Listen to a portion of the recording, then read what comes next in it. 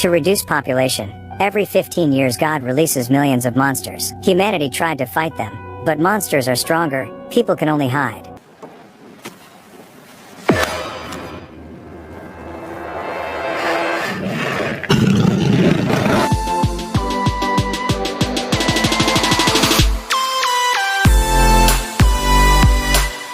The film begins with a story about the so-called First Judgment Day.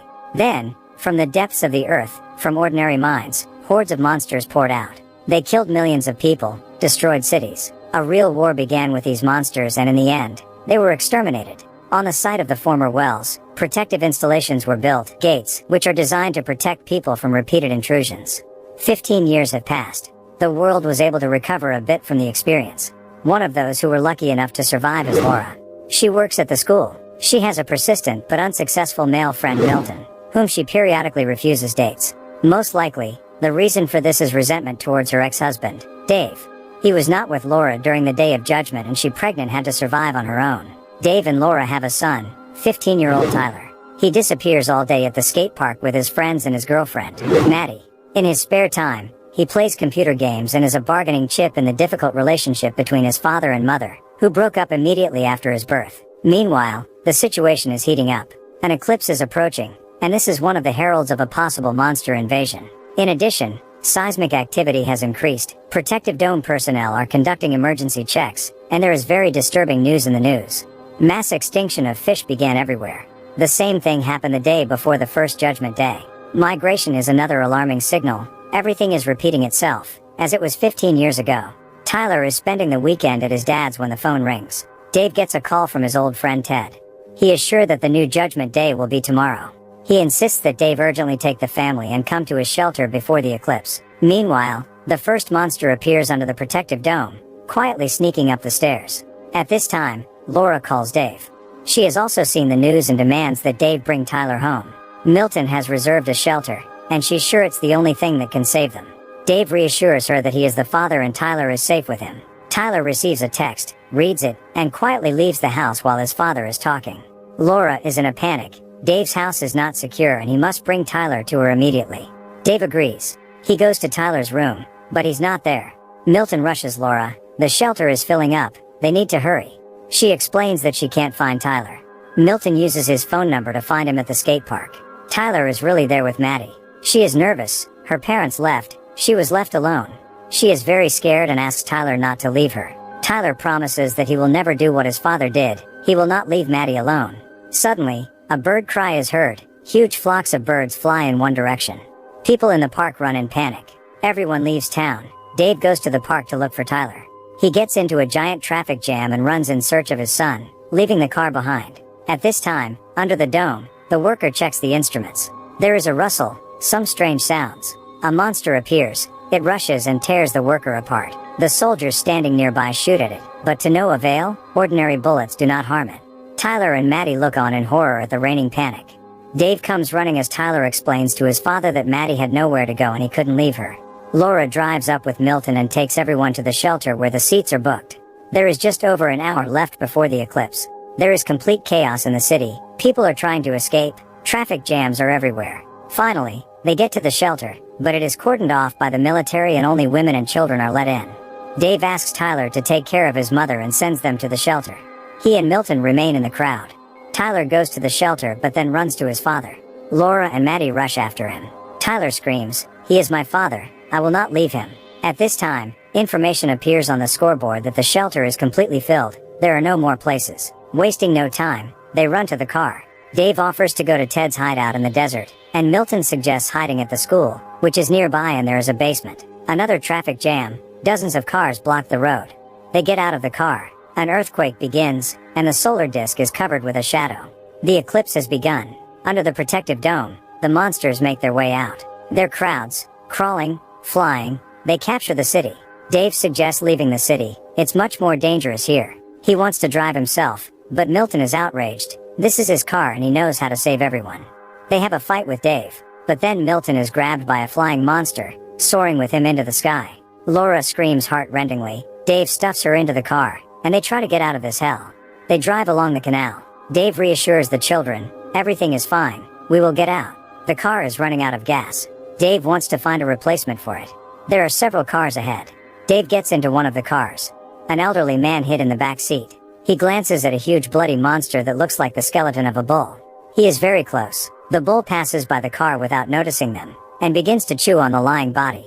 Dave very quietly rolls the car back to Laura and the kids. Now both cars are standing side by side, but they need to somehow get over to a new one. Meanwhile, the bull noticed them. Then the man gets out of the car, sprinkles the bull with salt from the jar that he was holding in his hands. The bull stopped. The kids and Laura managed to run into Dave's car. Then the bull rushes at the man and tears him to shreds. But Dave manages to drive away from there. Hordes of monsters flock to the city from all sides. Dave is driving down an abandoned road in the mountains. They drive up to Ted's hideout. It is really sound and looks like a concrete bunker. There are cameras on the roof, but no one reacts when they knock. The doors are closed. Ted is sitting behind the monitor. A gun is put to his neck. Someone is standing behind. Monsters run in a herd along the mountain. They rush straight to the shelter. Dave grabs a tire iron in an attempt to protect the family, but at the last moment, the doors of the bunker open and they run into it. Dave happily hugs Ted. Besides him, his wife Stella is in the bunker, and a military man is sitting in the corner. Ted introduces him as his acquaintance, Corporal Garrett Jensen. The monitors show how the monsters are trying to smash the door. Everyone is tense, and Garrett keeps to himself. Maddie asks how the monsters feel them. Can they see through the walls? Garrett smirks. They react to light, heat, but I think they see our soul. They are the offspring of the devil, which means God too.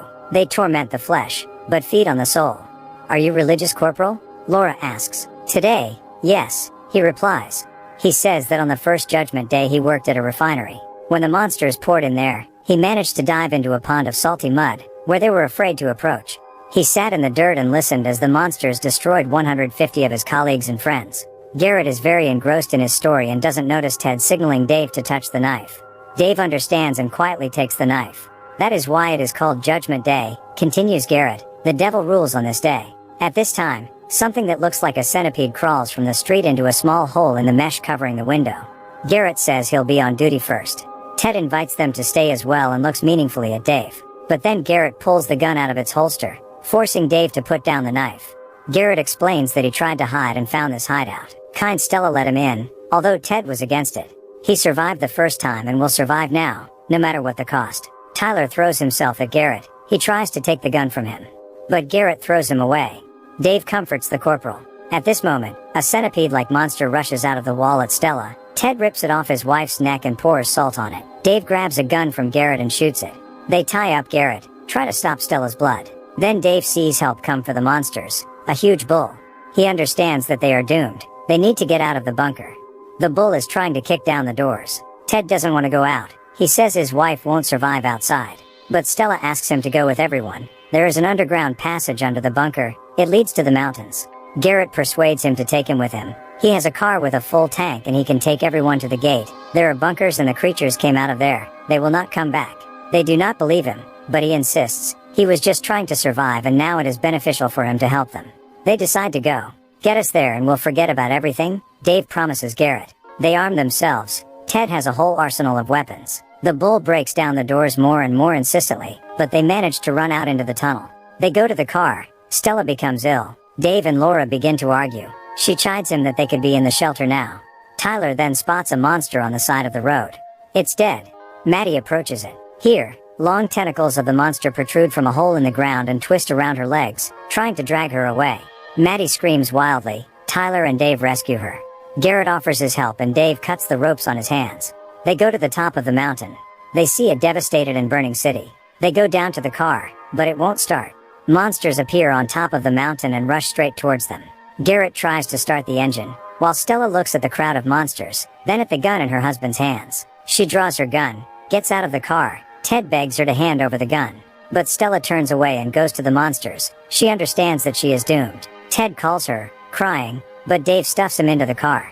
At the last moment, they manage to leave. Crowds of monsters rush after them. On the way, they pick up a radio signal. They report that almost all the shelters could not withstand the onslaught and were ruined.